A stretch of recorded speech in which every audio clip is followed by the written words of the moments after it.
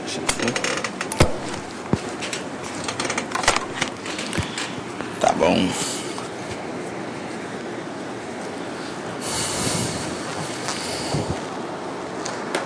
Bom, vamos lá? Tem uma ou duas coisinhas do capítulo 1 que eu não cheguei a fazer explicitamente, mas que é bom.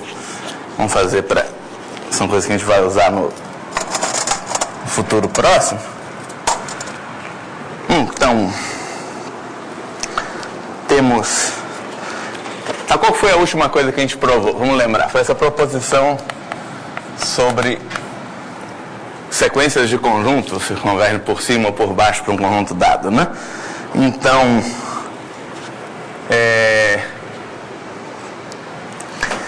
a gente tem né? Você tem uma medida definida num semianel.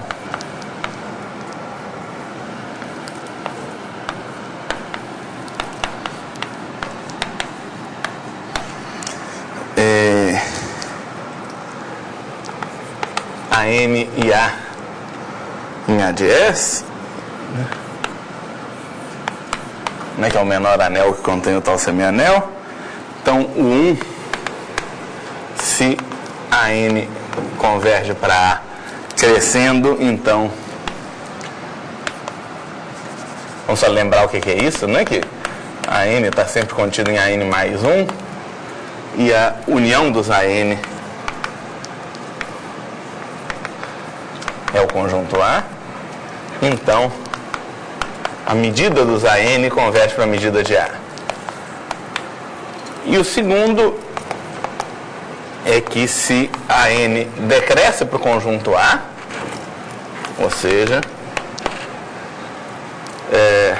a N contém o AN mais 1, cada um está contido no anterior, e né, para todo N. E a interseção dos AN é o A. E, supondo que a medida de A é real, que a medida de A poderia ser infinita, né? Então, de novo, a medida dos AN converte para a medida de A. Essa hipótese do 2 é importante, né? Não, o AN e o A estão no A de S. Você poderia ter uma medida definida, por exemplo, em todos os intervalos da reta, né? Um exemplo.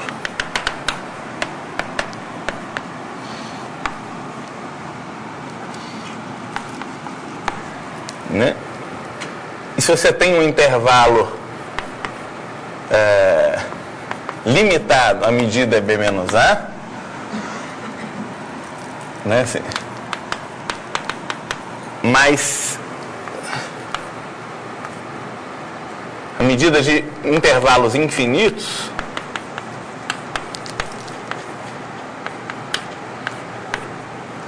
por definição é infinito para todo A real. Então você tem esse semianel dos intervalos da reta limitados ou não. Você tem um semianel formado só pelos intervalos limitados da reta. Aí você tem uma medida com valores reais. Valores medindo no intervalo AB, aberto ou fechado, né? Não faz diferença. Ou semi-aberto ou semi-fechado, é sempre B menos A.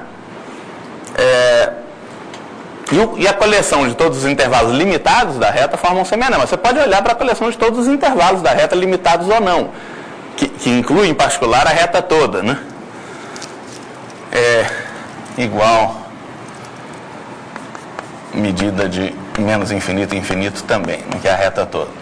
Então a reta toda, ou intervalos ilimitados, para um lado ou para o outro, tem medida infinita por definição.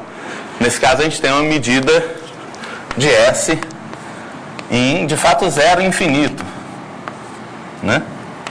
Que está nas condições da proposição, está contido em R união mais infinito.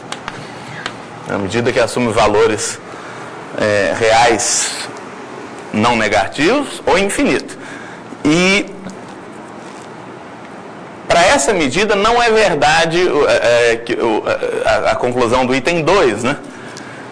Porque você pode tomar, por exemplo, a n, se a n for, digamos, n infinito, para n natural, né? A n contém o an mais 1, né? Isso é uma sequência decrescente de conjuntos. E o an decresce para o vazio. A interseção de todo mundo, que não tem nenhum número real que seja maior que n para todo o n natural, né? Mas a medida do an é sempre infinito.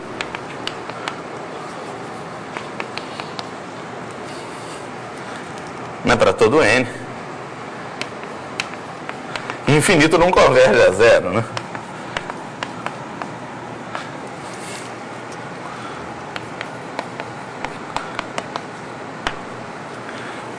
A medida do conjunto vazio é zero. Então, quando no item 2, é importante supor que a medida do A1, desculpa, né? Primeiro dos conjuntos. É importante supor que esses conjuntos têm medida finita, da medida. Então, número real, medida não infinita. A gente está sempre supondo, a partir de agora, que μ é sigma aditivo.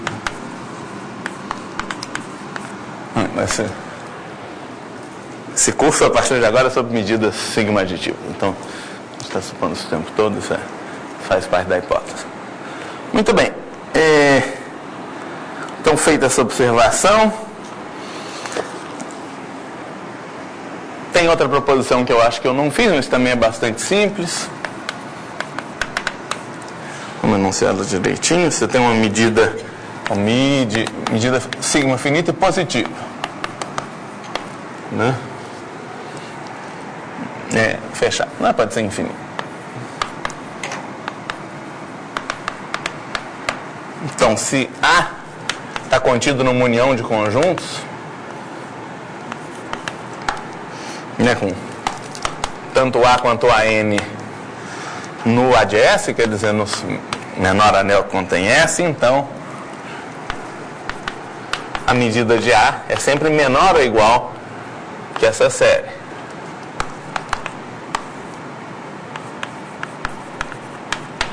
Né? Muito bem. Então, vamos provar isso?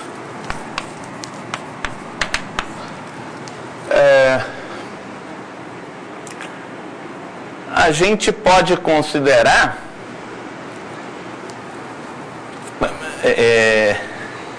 uma sequência de conjuntos Bn definida do seguinte jeito. Bn é a interseção, a união de k igual a 1 até n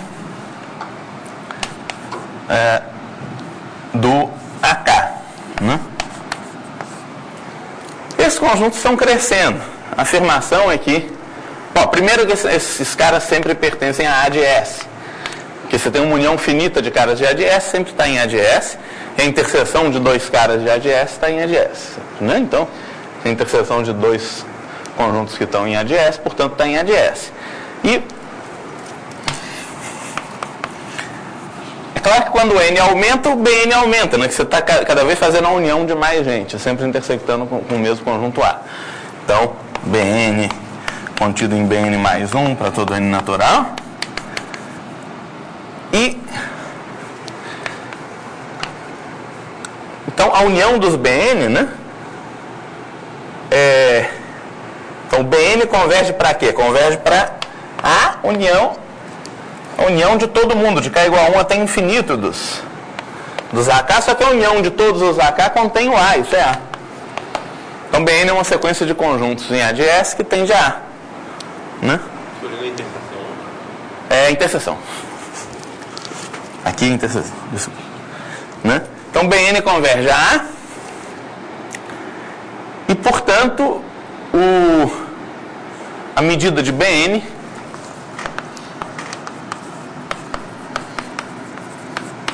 é a medida do A. Só que quem é a medida do Bn? A medida do Bn, bom, é menor ou igual em particular, né? Como o Bn está contido nessa união, e a medida é positiva, né? A medida está contido na medida da união de k igual a 1 até n de AK, que é menor ou igual, você tem uma medida positiva, finitamente aditiva, definida num anel, isso é menor ou igual que a soma das medidas, de K igual a 1 até N, na medida de AK. E de novo, como essas medidas são todas maiores ou iguais a zero, isso é menor ou igual que o valor da série, né? Então, cada BN tem medida limitada pela série das medidas dos AK. Como a medida do BN converte a medida de A, a medida de A é menor ou igual também que o valor dessa série, que é uma constante. Infinito ou infinito. Então, isso termina a prova dessa proposição. Vamos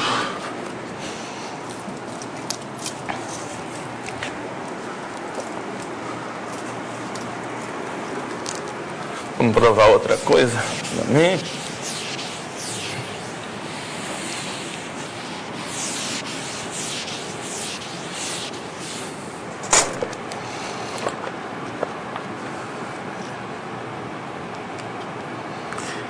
Então, o que a gente...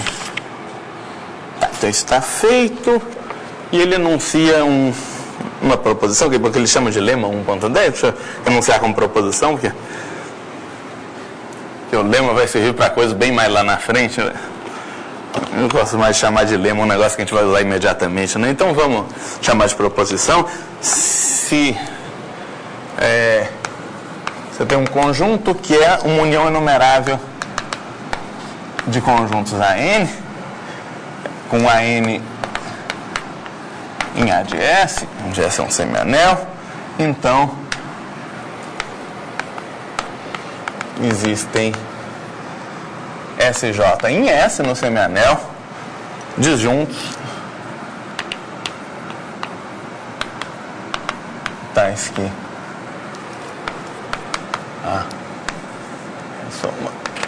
é a união disjunta desses conjuntos Sn, né? Então, a gente... todo conjunto que é uma união enumerável de conjuntos do menor anel que contém um semianel dado pode de fato ser escrito como união disjunta de conjuntos no semianel. Então, a gente pode...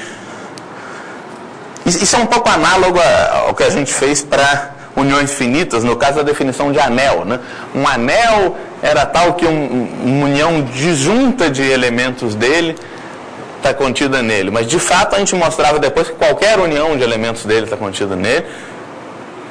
E quando o anel é o menor anel que contém um semianel, você pode fazer com que esses conjuntos estejam sempre no semianel, né? Então, isso é uma espécie de versão disso para uniões infinitas. Isso é útil para simplificar certas demonstrações. Quando você tem um conjunto, você escreve como união de outros, você pode supor que os outros estão sempre no semianel e são disjuntos, o que às vezes simplifica o argumento, né? Então, vamos provar isso. Isso aí é bastante simples.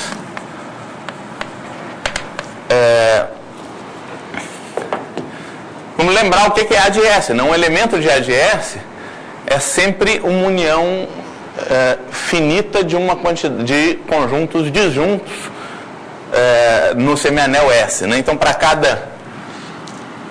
Por exemplo, o A1 você vai escrever como uma união finita. Então, a gente escreve como soma de, digamos, K igual a 1 até um certo P1 de BK, onde o BK está em S e eles são disjuntos, né? O P1 maior ou igual a 1, né? E o A2, a gente vai tentar usar a mesma notação, é soma de K igual a P1 mais 1 até P2, também de conjuntos BK, a gente mudou o índice, como sempre os BKs em S disjuntos, P2 maior que P1 e assim por diante. Então, cada N vai ser uma união disjunta de caras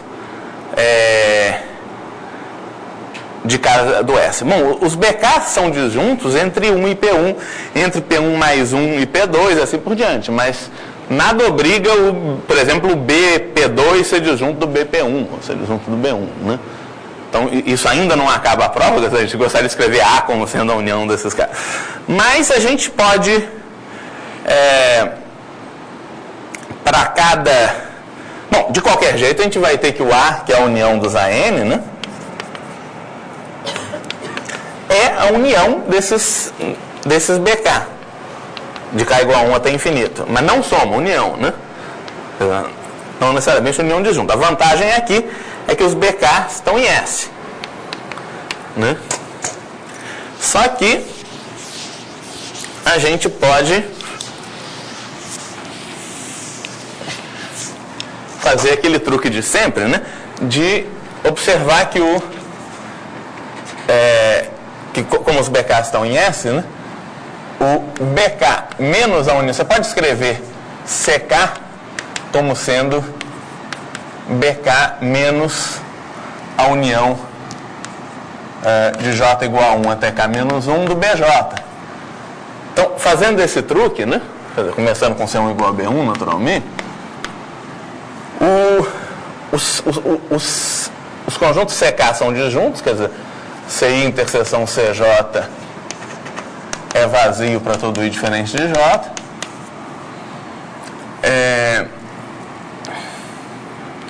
E a união dos CK, ou portanto a soma dos CK, é igual à união dos BK. Que é igual ao A, né? Como a gente viu. Isso estaria bom se os CKs tivessem no conjunto S, mas os CK são diferenças de conjuntos que estão em S, então o CK eu posso escrever como união disjunta de cada para fazer uma construção parecida. Na verdade, eu nem precisava ter feito isso, né? Eu podia ter trabalhado, ter feito esse truque para os AKs, né? Para ter uma união disjunta de caras de A de S, mas agora tudo bem. A gente vai repetir esse truque, a gente vai escrever CK menos, quer dizer, cada CK como, então, por exemplo, o C1 vai ser uma união disjunta de caras de S, né? Então, digamos, DJ de J igual a 1 até um certo R1, com os DJ agora em S, mesma coisa que a gente fez antes. O C2 é união de J igual a R1 mais 1 até R2 de DJ, de novo com DJ em S, com R2 maior que R1, e assim por diante. E a vantagem agora é que os DJ são todos disjuntos, mesmo quando você pega um DJ daqui e um DJ de lá. Porque os CI são disjuntos agora, né? Então você tem um cara, o D1, por exemplo, ele está contido em C1. O DR2 está contido em C2. Como o C1 é disjunto do C2, o DR1 tem que ser disjunto do DR2. Então, de fato, o DI interseção DJ é vazio para todo I diferente de J. Os DJ estão todos em S. E a gente finalmente vai ter A igual a, que é a união de todos os CK, né? De fato, é a união de J igual a 1 até infinito de todos os DJ. Isso termina a prova. Então, eu podia simplificar essa prova, né? Eu podia não ter feito nada disso. Se a gente fizer uma prova mais curta, a gente simplesmente apaga isso. E a gente faz C1 igual a A1. E CK igual a AK menos a união dos AJ até aí, né? De novo, eles são disjuntos e a união deles é a união de todos os AK, que é o A, diretamente. Os CIs não estão em S, nem os AI são em S, mas estão em A de S todos, né?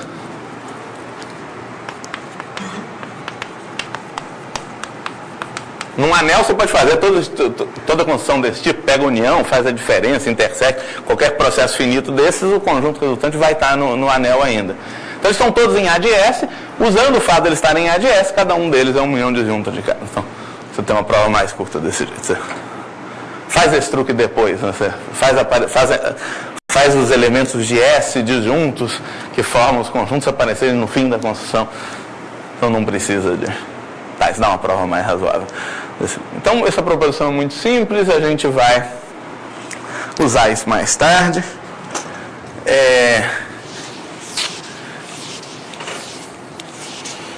Ela é útil por razões técnicas. Deixa eu só fazer uma observação sobre uma aplicação dessa teoria para uma coisa que a gente já conhece, que dá uma prova simpática de que R é não enumerável.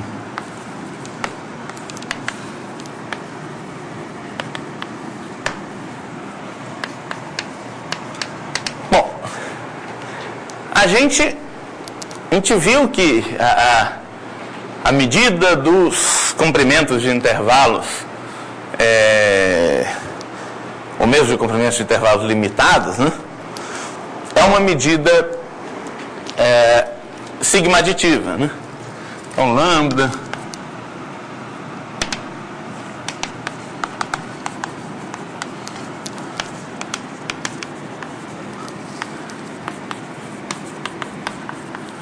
lambda de AB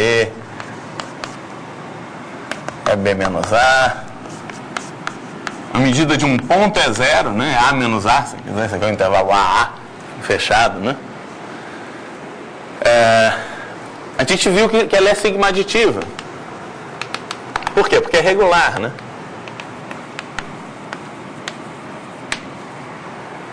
Todo intervalo é uma união de compactos contidos nele. E a medida dele, de fato, é o supremo das medidas desses intervalos compactos contidos nele. E também é o ínfimo da medida dos intervalos abertos que contém intervalo. Essa é uma conta bem fácil. A gente viu que toda medida regular é sigma aditiva. Na reta, então, vamos mostrar, por exemplo, que um intervalo, de fato, qualquer intervalo, se A é menor que B, o intervalo AB é não enumerável.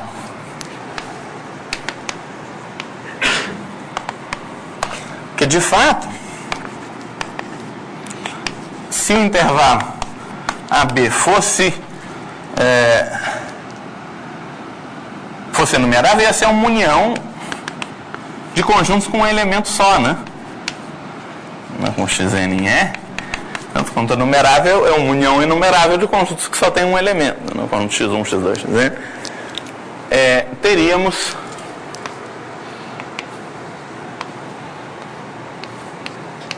B menos A, que é a medida de AB, seria igual, menor ou igual, em geral, do que essa série de n igual a 1 até infinito da medida do conjunto que só tem o xn. Só que isso aqui é zero, né? Isso é absurdo. Né? Bom, você pega os xn distintos, de fato isso vai ser ia ter que ser igual à série. Mas em geral os conjuntos não são necessariamente disjuntos. A medida é menor ou igual que a série das medidas. A medida de um conjunto com um elemento só é zero. A série de zero é zero, né? Então não dá. Isso contradiz a sigma aditividade dessa medida que vai ser que é a medida que vai ser estendida para a medida de Lebesgue, que é a medida de Lebesgue restrita a intervalos limitados. Muito bem. Então vamos começar a falar de integral, né? A gente já falou um pouquinho de medida, vamos começar a falar de integração, mas no início a gente vai integrar funções muito simples. A gente vai começar integrando funções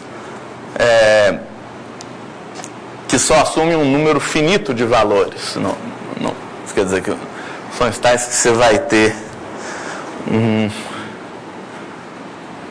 uma certa quantidade de conjuntos, onde a função não é zero, e em cada conjunto desse a função vai ser constante. Então, essas são chamadas funções simples.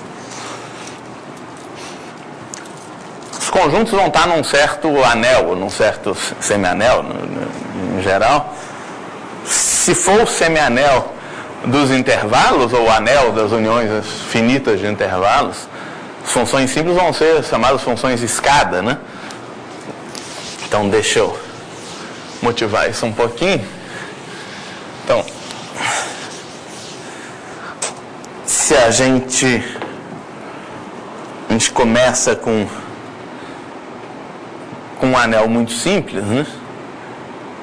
primeiro tipo de função que a gente vai saber integrar na reta é a seguinte coisa. Você vai ter, por exemplo, se I1, I2 e K intervalos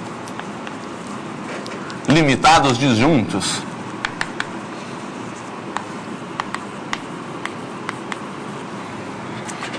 em R. Então, e você dá K números, R1, R2, RK números reais, a gente pode, a esses intervalos limitados, esses números reais, associar uma função. Você tem uma F de R em R, dada por F de X, né? RJ, se X está em IJ. Como eles são disjuntos, se X estiver em algum intervalo desse, esse intervalo vai ser único, né? E zero, caso contrário, se X não está em nenhum IJ, ou seja, X não pertence à união dos IJ, J igual a 1 até K, né? Funções desse tipo são chamadas funções escada, são o que a gente vai chamar de funções simples, associadas ao semianel dos intervalos limitados, ou ao anel das uniões finitas de intervalos limitados, né? E a primeira coisa, o primeiro tipo de função para a qual a gente vai definir a integral, como a gente ainda não completou a teoria, a gente vai usar um símbolo provisório, chamar de I de F, né, que vai ser a integral da função F nesse contexto. Vai ser, essa função I está definida só para funções muito especiais por enquanto, né? Então a gente não usa ainda o símbolo de integral. Isso por definição vai ser a soma de J igual a 1 até K de RJ vezes a medida do intervalo IJ. Se o intervalo IJ for AJ menos BJ, isso vai ser simplesmente soma de J igual a 1 até K de RJ vezes BJ menos AJ. Se IJ é AJ BJ, ou deixa eu escrever isso mais curto, né? Em vez desses vários outros, se AJ BJ é contido em IJ é contido em AJ BJ. Você pode ter ou não algum dos extremos. Muito bem. Tá, então isso não parece muito sofisticado. A gente vai... Eu gosto mais de chamar funções características de Ki, né? Essa função pode ser escrita como...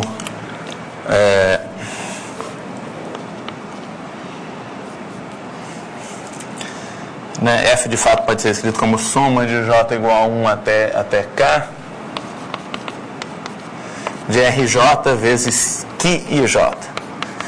Em geral, dado um conjunto A,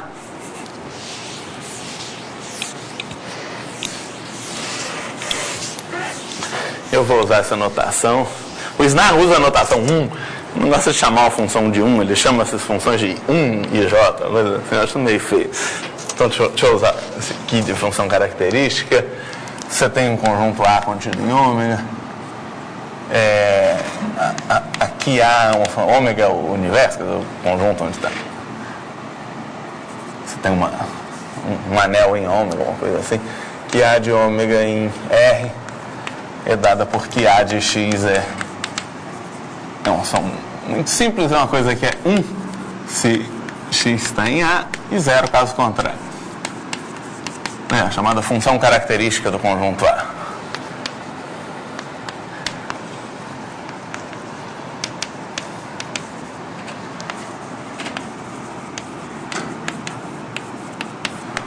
Muito bem. Então, a gente vai generalizar um pouco isso no caso em que você tem um anel mais geral do que só as... Por exemplo, já na reta a gente vai... a gente tem anéis e até coisas melhores que anéis. Você tem um anel ao qual pertence o conjunto todo, é chamado uma álgebra. E uma álgebra em que uma união enumerável de elementos sempre está na álgebra é chamada uma sigma-álgebra. Então, essa coleção dos intervalos limitados, ou das uniões finitas de intervalos limitados, formam um anel, mas não uma sigma-álgebra, né? Porque uma união enumerável de intervalos limitados não precisa ser uma união finita de intervalos limitados. E, de fato, se você quer uma sigma-álgebra que contém intervalos limitados, ela é bem mais complicada do que o menor anel que contém intervalos limitados, porque se ela contém uniões enumeráveis de intervalos, ela tem que conter o complementar de uniões enumeráveis de intervalos. Isso já garante que ela contém qualquer fechado da reta. E tem fechados que não são tão simples assim. Você tem ordinais enumeráveis infinitos, você tem conjuntos de Cantor, por exemplo, você tem a mistura dos dois, né? Já tem conjuntos bem mais complicados. Qualquer sigma-álgebra tem que conter os abertos e os fechados, mas não só isso. Contém qualquer conjunto enumerável, complementar de qualquer conjunto enumerável. Então, contém os racionais, contém os irracionais, contém a interseção dos irracionais em qualquer fechado. De qualquer jeito, você tem a menor sigma-álgebra que contém os intervalos limitados, são chamados borelianos. A gente vai falar disso com mais calma, mas os borelianos são outra classe de conjuntos que em particular são um anel, mas são mais do que isso.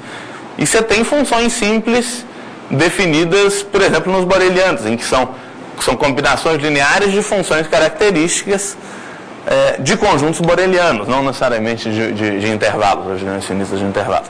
Então, quando você varia o anel ou o semi-anel, você tem uma coleção mais rica de funções simples.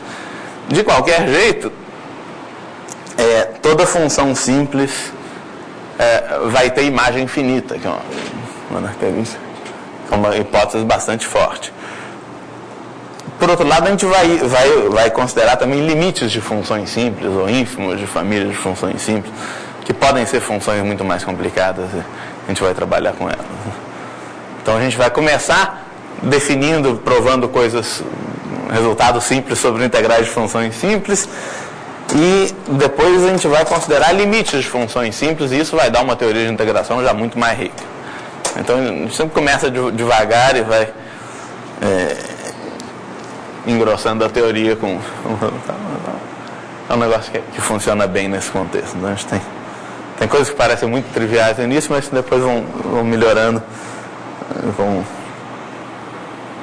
permitindo criar uma teoria que permita fazer coisas não triviais, que a gente não sabe fazer antes. Então, essa é um pouco a filosofia disso que a gente vai fazer. Tem perguntas? Não. Isso é uma observação geral. Vocês podem parar a minha aula a qualquer momento para perguntar qualquer coisa. Eu devo ter dito isso, mas... Muito bem. Então, o que a gente... Então, deixa eu tentar seguir as notações do Snarro Maspero, exceto, por exemplo, o nome da função característica, que eu acho esse negócio tão feio. Então, ele faz tem esse capítulo das notações, né? Então, se você tem uma função de ômega do conjunto todo, na reta estendida, pode ter valores mais infinito, menos infinito, então, mais infinito, menos infinito fechado, né? Dado T na reta, união os infinitos, né? Ele define... Deixa eu copiar o que ele faz. Conjuntos assim, F maior que T, por definição, é o conjunto dos x em ômega, tais que F de x maior que T. Né? F maior ou igual a T, por exemplo, é o conjunto dos x em ômega, tal que F de x maior ou igual a T, e assim por diante. O conjunto F igual a T, o conjunto dos x, tal que F de x igual a T, F menor que T, por diante, né? Então, isso aqui é um conjunto, o conjunto dos caras, tais que a F satisfaz alguma coisa. Né? Muito bem.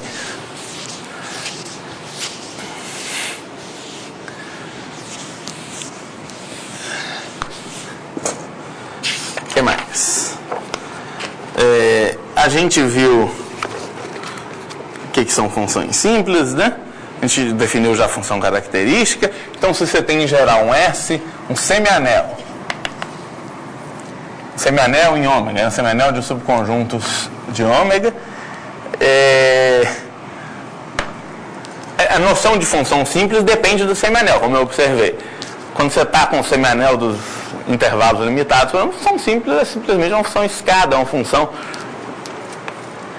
que é constante em alguns intervalos e zero fora deles. Então, o gráfico de uma função simples geral é um negócio assim. Não precisa ser contínua, em geral ela é uma função, que a gente chama de uma função escada, né? Essa aqui não pode ter interseção, se desenho está feio. Muito bem. Por outro lado, se você está com um semianel ou com um anel mais amplo, que tem conjuntos mais esquisitos, você vai ter funções simples mais complicadas. Vão ter, por exemplo, funções características de conjuntos complicados que são funções complicadas. Então, a definição de função simples depende do semianel. Então, ele chama de função S simples, né? Uma função S simples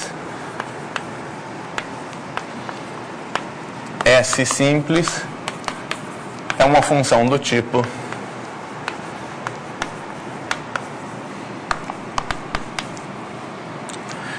f igual a soma de j igual a 1 até m de rj que de sj, onde S1, S2, SJ em S são conjuntos disjuntos, né?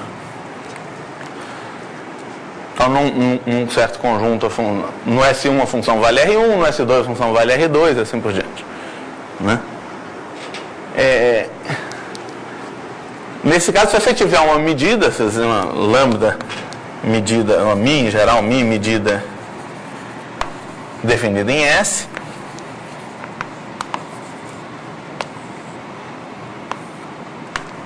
você, associado a essa medida, você tem uma noção de integral, né? Que é a integral, né? A integral de f em relação à medida mi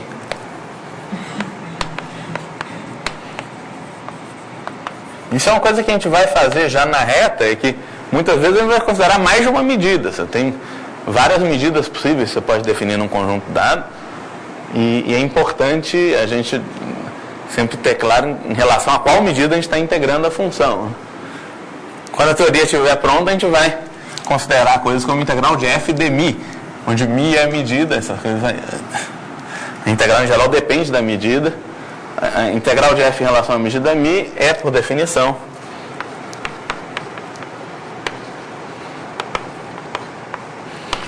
ele chama só de I de f, mas a mi está fixa. Se tiver dúvida, você chama qualquer coisa de I de f, mi, qualquer coisa assim. Mas, em geral, em boa parte do curso a medida vai estar fixa. A gente vai estar, a maior parte do tempo, falando da medida de Lebesgue, por exemplo. Então, em muitas situações só tem uma medida natural que a gente está considerando, mas em outras situações você tem mais de uma medida, você quer. Então, a notação final vai envolver a medida, né? Vamos começar aqui. Bom, I de f, como eu falei, vai ser soma de j igual a 1 até m de rj mi de sj. Né? Aqui já é preciso provar alguma coisa, né? Porque uma mesma função pode ser escrita de mais de um jeito como função simples. Você pode ter uma função simples que se escreve desse jeito, mas que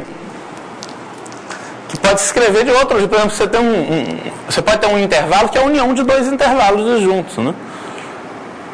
Então você pode descrever uma mesma função como uma função, uma função que é 1 nesse intervalo todo, ou como uma função que é 1 no primeiro intervalo e também é 1 no segundo intervalo. Você vai dar a mesma função, mas escritas de dois jeitos diferentes, né? Como a princípio a definição da integral da função depende do jeito que a gente escreveu, que a gente decompôs esse conjunto, a gente tem que fazer pelo menos uma observação, que de fato é simples, mas é necessário, que I de f não depende da representação de f como função simples.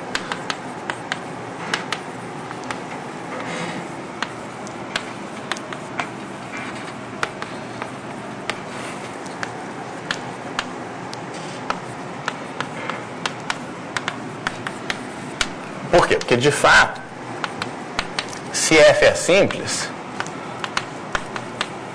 a imagem de f é finita.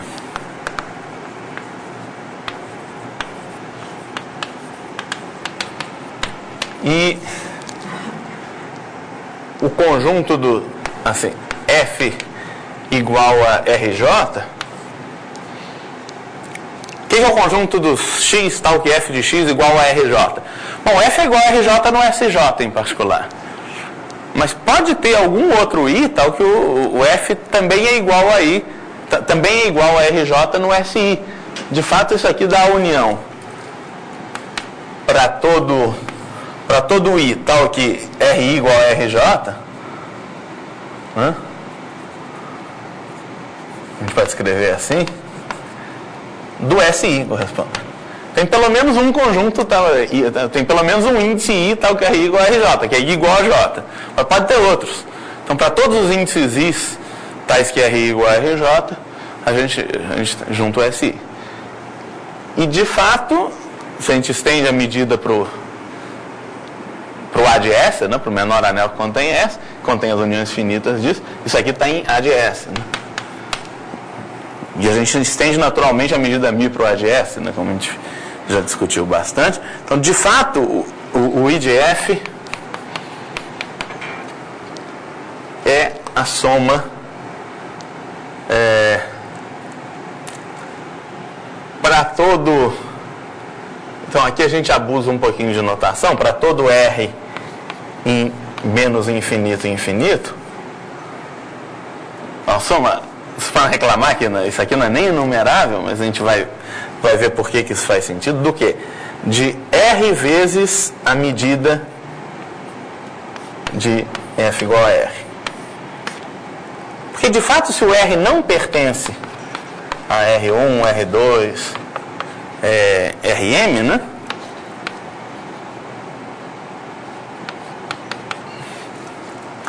Implica que esse conjunto F igual a R é vazio. Os únicos valores que a função assume... bom, falta o zero, né? Falta o zero. Que a F é zero fora dos SJ, né?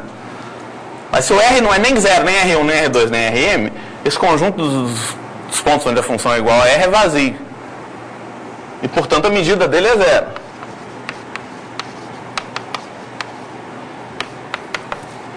Essa notação que vai ser útil em alguns momentos nesse curso.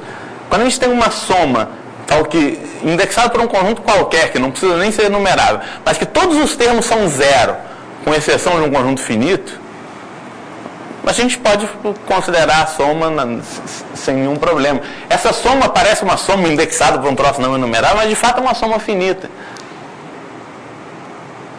Tem o caso R igual a zero, que isso aqui é zero, zero vezes qualquer coisa é zero. Definição. Tem os RJ, vai aparecer. O RJ, na verdade, se você tem um R que é igual a algum dos RJ, você junta todos esses conjuntos SI, para os quais o R é igual a RJ, e você vai ter esse R vezes a medida desse conjunto, você soma esse negócio sobre todos os valores que a função assume, que é um conjunto finito, né? A imagem de uma função simples é sempre finita. Então, isso de fato vai ser uma soma finita. Então, de fato, ou se vocês quiserem, o I de F, se quiserem escrever de outro jeito, ela é soma para R na imagem da F, que é um conjunto finito, de R vezes μ de F igual a R. Então, quando você escreve desse jeito, ou desse, tanto faz, né?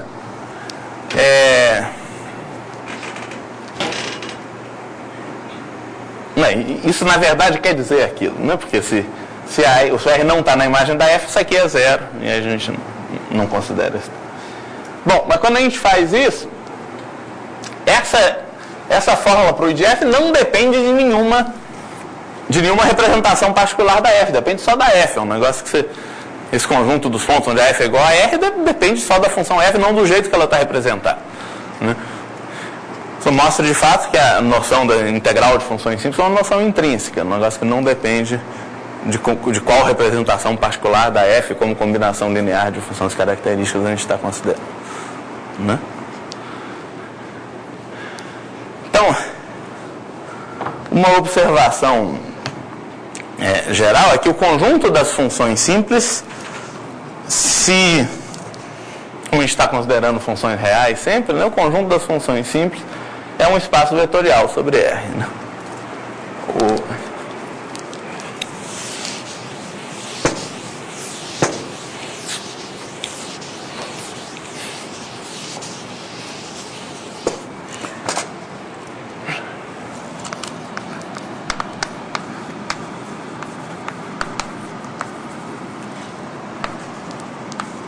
O conjunto das funções S simples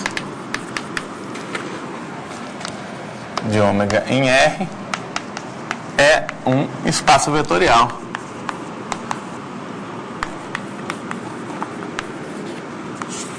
sobre R. Porque uma combinação linear de funções simples é uma função simples, né? Faz com uma soma de funções simples é uma função simples, né? Se você tem... Dá para ver que uma coisa é um espaço vetorial, basta ver que somar e multiplicar por constante, ou você pode fazer as duas coisas ao mesmo tempo, né? Se alfa e beta estão em R, F é soma de J igual a 1 até N, de RJ, que de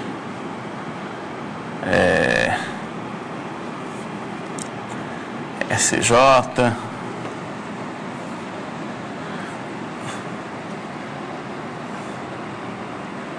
né? Deixa eu fazer uma observação geral, em vez de... Eu posso escrever a representação, mas aí tem um problema que os conjuntos não são disjuntos, a gente tem que... Deixa eu fazer só uma observação geral, que vai simplificar isso. De fato, F é S simples, se só se a imagem de F é finita,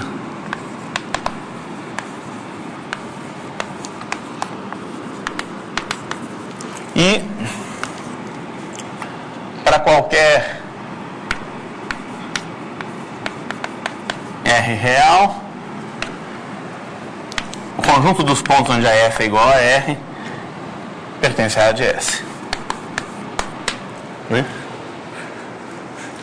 Se a imagem de F é finita, para cada R na imagem, se o conjunto dos pontos onde a função é igual a R está em A de S, ele vai ser uma união finita de conjuntos disjuntos que estão em S.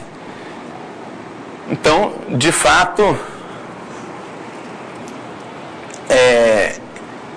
a função característica desse conjunto, o F é a soma para R na imagem de F, de R vezes a função característica de F igual a R. E essa função característica de F igual a R, né, se F igual a R for uma união de conjuntos, for uma soma de conjuntos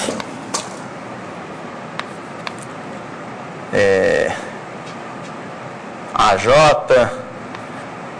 digamos AJR, para levar tudo em consideração, de J igual a 1 até um certo PR, sei lá, onde os AJR estão em S,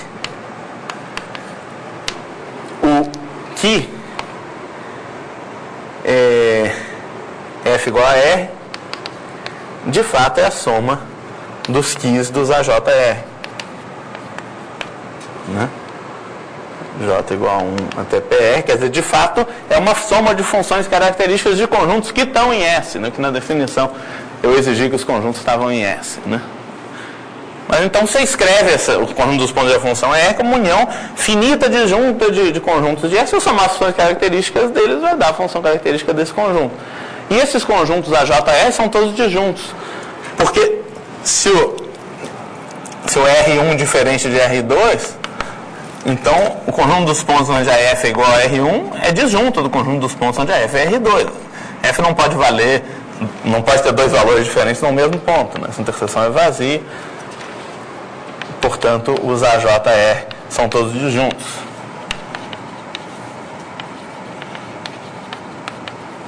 Então, de fato, quando você substitui essa função característica por essa soma, isso vai dar uma soma de constantes, quer dizer, uma combinação linear de funções características de conjuntos disjuntos de S, como na definição, está tudo certinho. Então, de fato, a gente já tinha visto que uma função simples tem imagem infinita. Mas toda função que tem imagem infinita e tal que é pré-imagem de qualquer ponto, quer dizer, por um dos pontos, das curvas de nível, por um dos pontos onde a função é igual a R, está sempre em A de S, não precisa necessariamente estar em S, a função vai ser uma função S simples. Então, isso caracteriza exatamente as funções S simples. E se você tem F e G são S simples,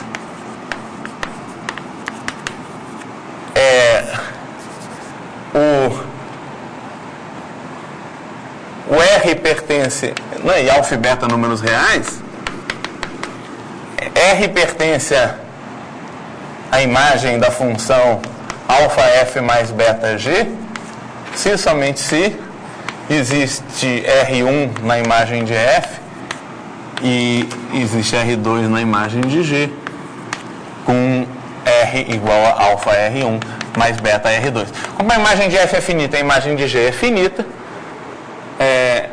com o número de possibilidades para os pares R1 e R2 é finito, e, portanto, só tem um número finito de possibilidades para esse R.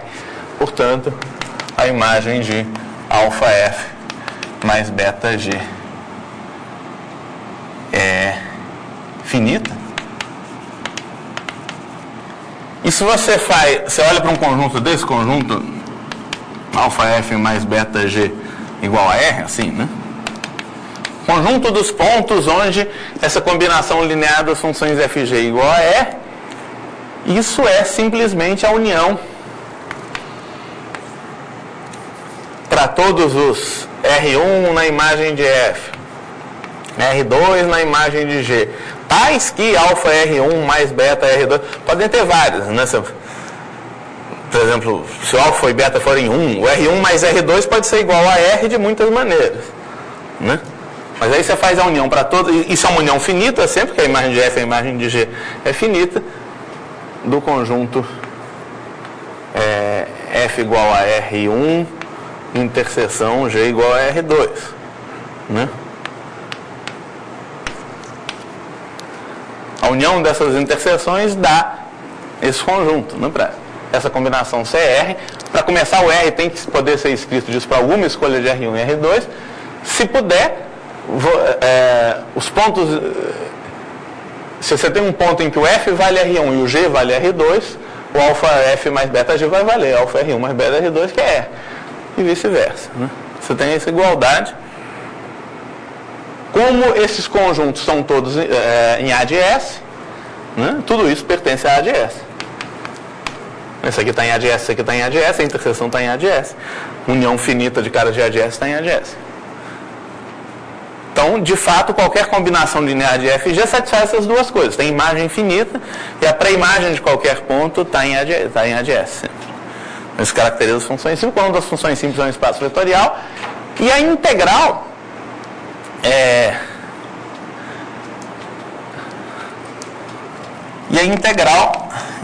um funcional linear nesse espaço.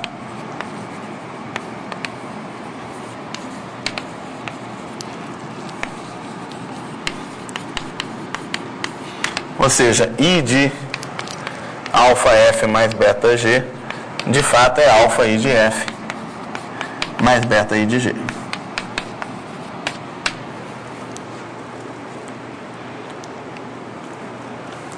Por que vale isso, né? Porque, para provar isso, talvez valha a pena considerar o caso de funções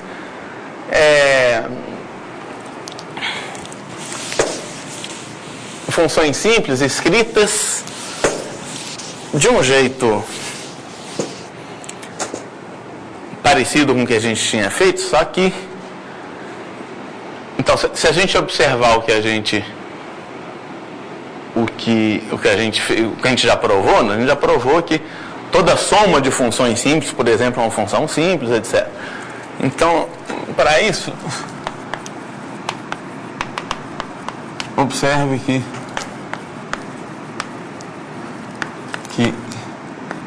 se você tem conjuntos quaisquer A1, A2, AM em A de S, não necessariamente disjuntos. Antes você tinha conjuntos em S disjuntos, né? Mas eu estou dizendo que a gente pode pegar agora conjuntos em A de S, não necessariamente disjuntos,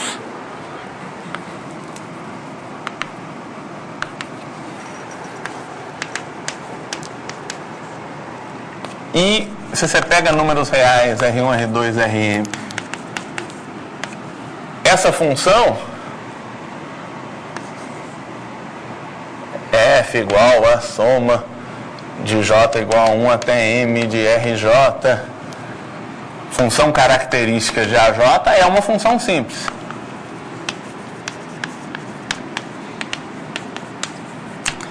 E vale a fórmula I de F. É uma função simples, a gente já sabe, por esse argumento que eu fiz ali, né? Uma combinação linear, em particular uma soma, não, combinação linear de funções simples é uma função simples, função característica de AJ é uma função simples, então qualquer combinação linear dela vai ser uma função, dessas funções vai ser uma função simples. Função característica de AJ é uma função simples porque é a soma de funções características de conjuntos de S, né? Porque cada AJ é uma união finita disjunta de elementos de S, né? E de F também é soma de J igual a 1 até M de RJ vezes a medida de AJ. Mesmo que os AJ não estejam em S e não sejam necessariamente disjuntos. Por quê? Porque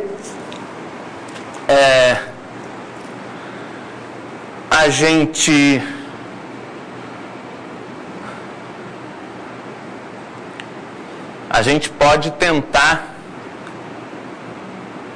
usar essa fórmula para I de F, né? Então, de novo, a imagem da F é finita, mas não é só o conjunto dos RJ necessariamente, porque você pode ter interseção desses conjuntos, então você pode ter pontos onde a função vale, por exemplo, R1 mais R2, um ponto em que a função pertence aos conjuntos A1 e A2 e não pertence a nenhum outro, por exemplo, né? Mas a gente tem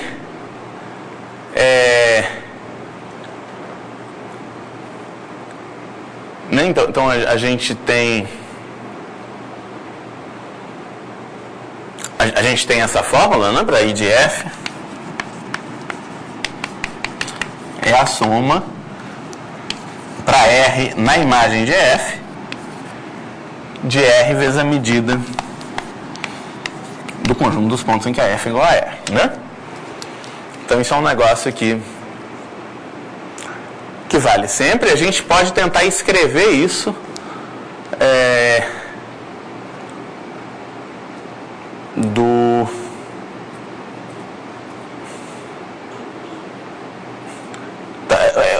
eu tô achando que a melhor coisa é a gente, talvez a gente fazer isso por indução, né? Mais fácil fazer isso quando o M igual a 2 do que tentar fazer em geral logo, senão a notação vai ficar complicada. Então,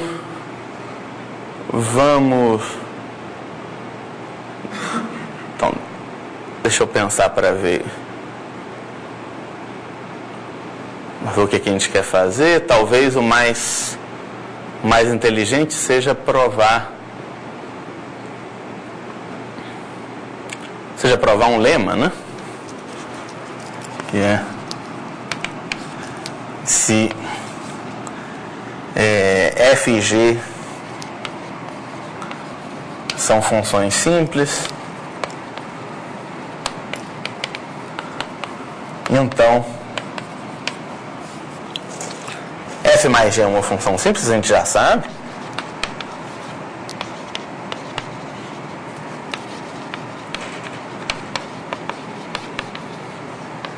E I de F mais G é I de F mais I de G. Então vamos mostrar esse negócio para dois conjuntos. Depois a gente prova isso por indução.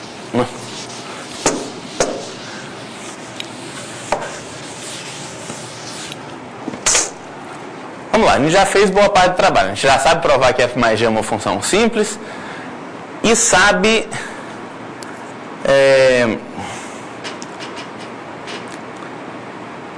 a gente sabe escrever a gente vai precisar decompor os conjuntos dos pontos em que o F vale R para um certo R, de acordo com as imagens do G, né? Então, vamos olhar com a gente pode decompor o espaço todo como sendo a soma para R na imagem de F, digamos R1 na imagem de F, para tentar manter a notação, de F igual a R1. E a gente também, né, qualquer ponto do espaço, a F vai valer alguma coisa, né? Quando você varia essas coisas, você tem... esses conjuntos são disjuntos, né? Em cada ponto a F tem um valor só. Então, esses conjuntos são todos disjuntos. Em geral estão em A de S, né? E a união do espaço todo. Também é soma para R2 da imagem de G igual a R2. Então, de fato, intersectando, isso aqui é uma união finita, isso aqui também, de conjuntos de A de S. Se intersectar essas duas coisas, o ômega fica a união disjunta para todo R1 na imagem de F e para todo R2 na imagem de G, de F igual a R1, interseção G igual a R2. Então, se olhasse para a função FG, com coordenadas, né, que está indo em R2, a imagem da função FG ainda é finita, porque a imagem de F é finita, a imagem de G é finita. Eu estou decompondo o espaço em relação às imagens por essa função FG. Quer dizer, eu fixo a imagem da F, fixo a imagem da G, isso vai dar um certo conjunto. Isso dá uma decomposição ainda finita do ômega como união finita de conjuntos de A de S, né? Muito bem. Então, o que é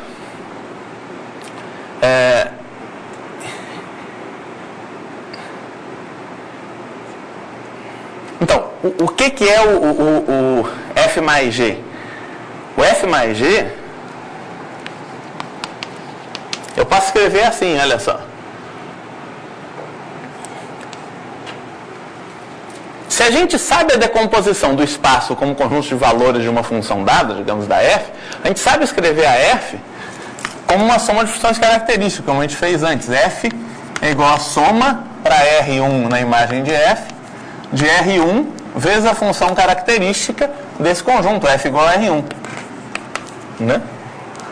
A F mais G vai ser constante em cada interseção dessas. Ela vai ser a soma para R1 na imagem de F, R2 na imagem de G. Se o F for R1 e a G é R2, quanto que vale F mais G? Vale R1 mais R2. Então aqui vai aparecer a função característica de F igual a R1, interseção G igual a R2. Não é? Muito bem, então a gente tem uma expressão explícita da F mais G como combinação linear de funções características de conjuntos que estão em A de S em geral, mas que são todos disjuntos. Isso aqui é uma soma, uma união disjunta de conjuntos, né? Então, se a gente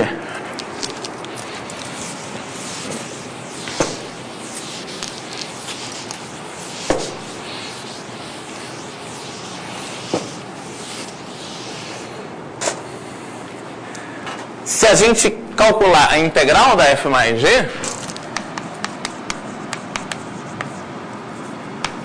com essa decomposição, isso está muito perto da decomposição como funções simples.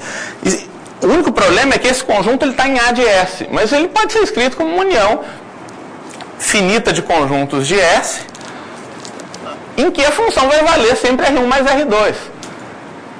Então, isso é uma observação geral. Então, deixa eu pedir desculpa. Na verdade, eu não vou precisar disso tudo, mas deixa eu fazer uma observação simples que tem interseção que eu estava querendo fazer aqui. Se eu tenho conjuntos em A de S disjuntos, né, e R1, Rm em R, essa função é uma função simples e a integral é essa soma. Isso é muito mais simples que eu estava fazendo antes, que a única diferença agora é que os conjuntos estão em A de S, não em S. Então, o que a gente faz para ver que isso é uma função simples? A gente escreve cada conjunto desses. Então, isso é bastante claro. Deixa eu só escrever uma frase. De fato, é só decompor, basta decompor. Compor cada AJ como união finita disjunta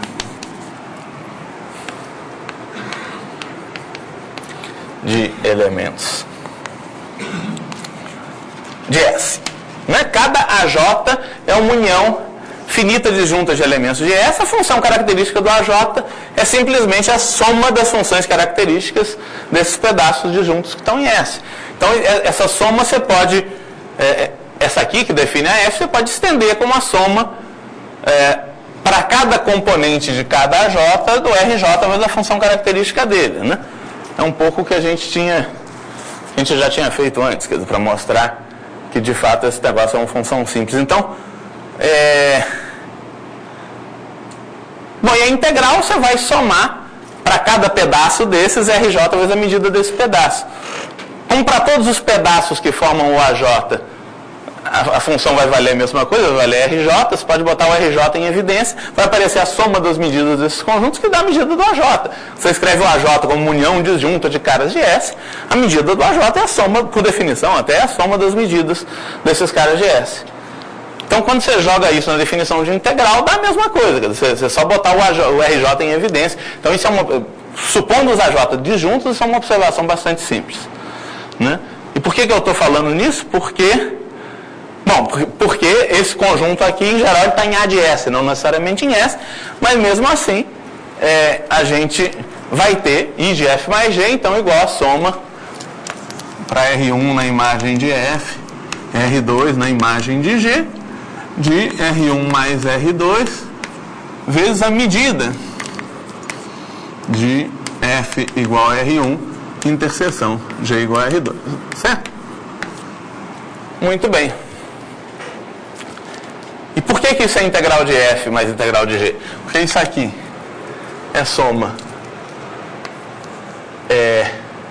para R1 na imagem de F, R2 na imagem de G, de R1 mi de F igual a R1, interseção G igual a R2, mais soma R1 na imagem de F, R2 na imagem de G, de R2 vezes mi de F igual a R1, interseção G igual a R2. Vamos olhar para a primeira parcela disso. A segunda é muito parecida, se trocar R1 com R2. Temos soma para R1 na imagem de F e R2 na imagem de G.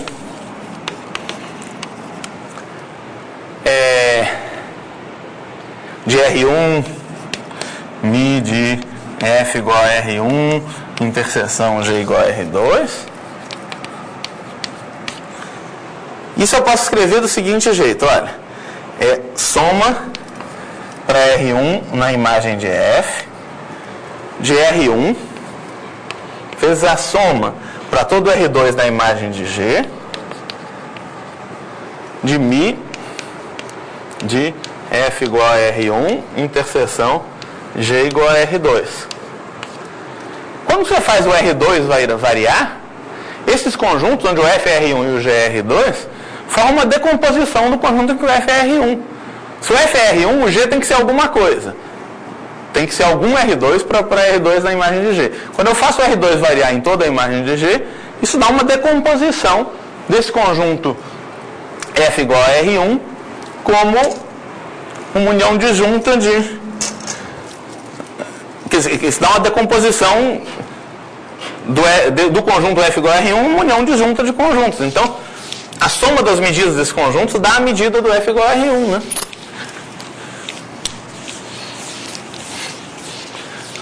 Então, isso aqui é igual soma para R1 na imagem de F, de R1 vezes a medida de F igual a R1, simplesmente. Sumiu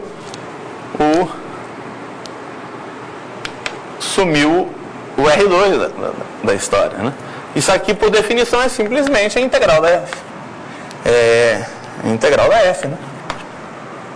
Analogamente, a outra soma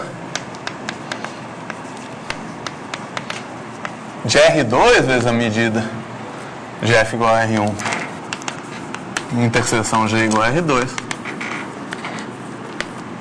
é a integral da G e, portanto, a integral da F mais G é de fato a integral da F mais a integral de G. Se C é real e F é simples, então C vezes F é S simples. Isso é bem mais fácil. A integral de C vezes F é C vezes a integral de F, que de fato,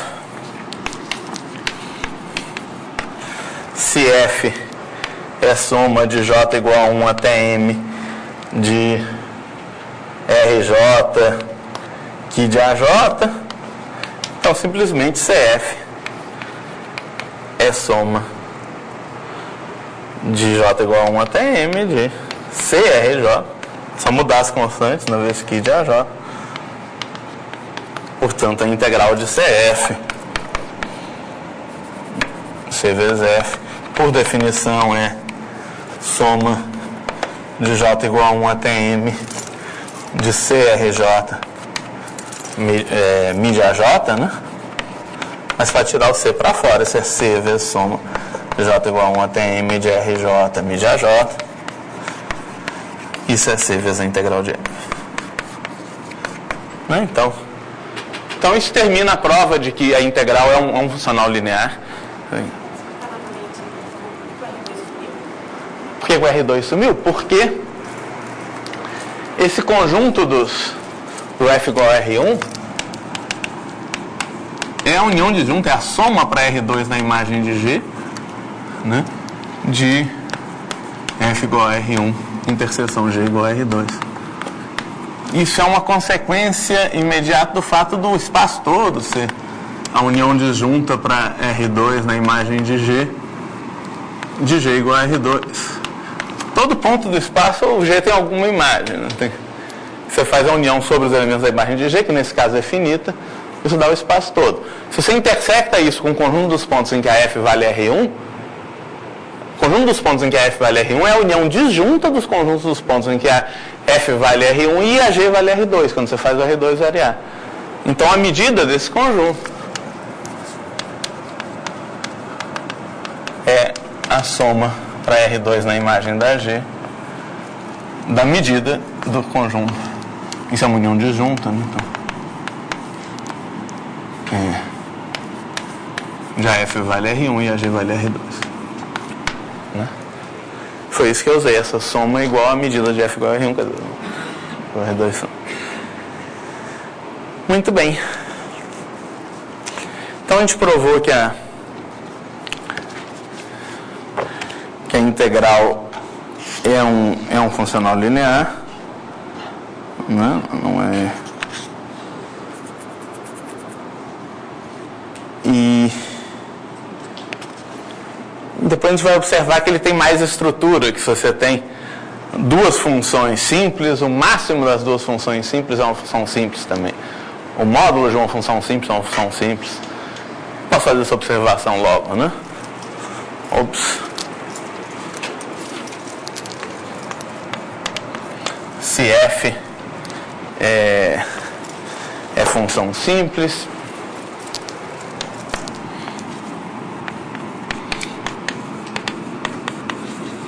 então o módulo da F é a função S simples. Que de fato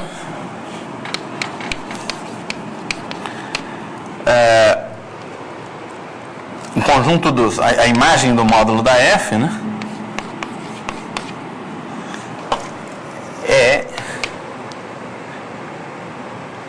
o conjunto dos módulos dos caras que estão na imagem de R. O módulo de R é tal que R está na imagem de F. Isso é finito. E o conjunto módulo de F igual a R é simplesmente a união desses dois conjuntos. F igual a R e F igual a menos R. Como esses dois conjuntos estão em A de S, esse cara está em A de S, né?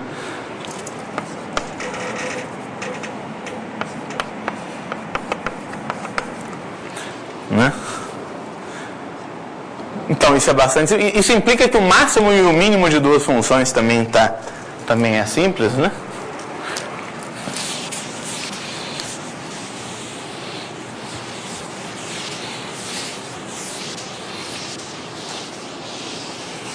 Você tem FG simples, implica que o máximo de FG e o mínimo de FG são simples.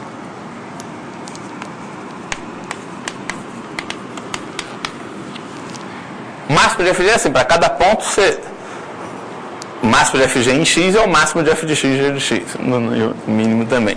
Mas de fato você pode escrever o máximo e o mínimo usando o módulo, né? O máximo de FG é F mais G mais módulo de F menos G sobre 2. Então se o FG são simples, o F menos G também é simples, que é uma combinação linear das duas, como a gente provou. O módulo do F menos G também é simples, isso é uma combinação linear de funções simples, né? E o mínimo de FG é F mais G menos módulo de F menos G sobre 2. Fato geral para números reais, né? Por exemplo, se o F for maior ou igual a G, o módulo de F menos G é F menos G. Essa soma fica F mais G mais F menos G, que é 2F sobre 2 da F. E essa aqui dá F mais G menos F menos G, quer dizer, vai dar 2G sobre 2, que é G. Então a menor é isso daqui e a maior é isso daqui. Podem ser iguais. Então, de fato, essas funções são simples, né? De fato, isso segue do fato de que o módulo de F é simples dessas fórmulas.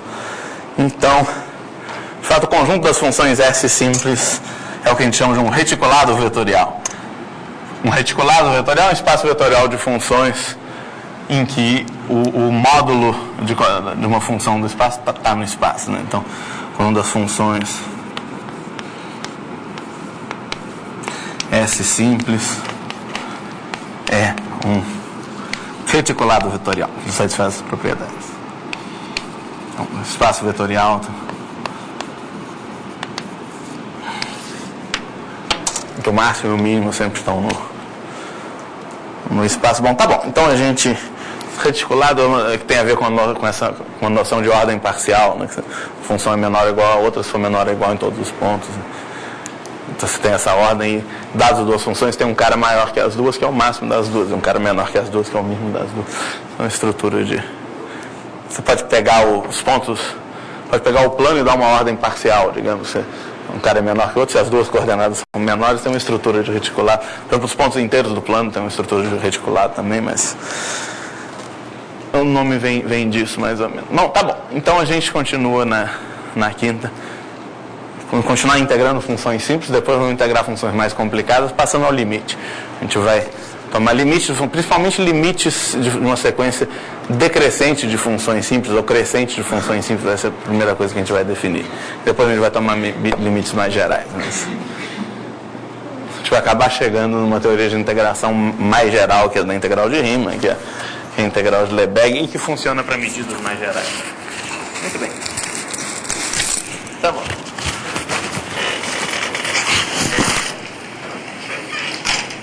Tá bom.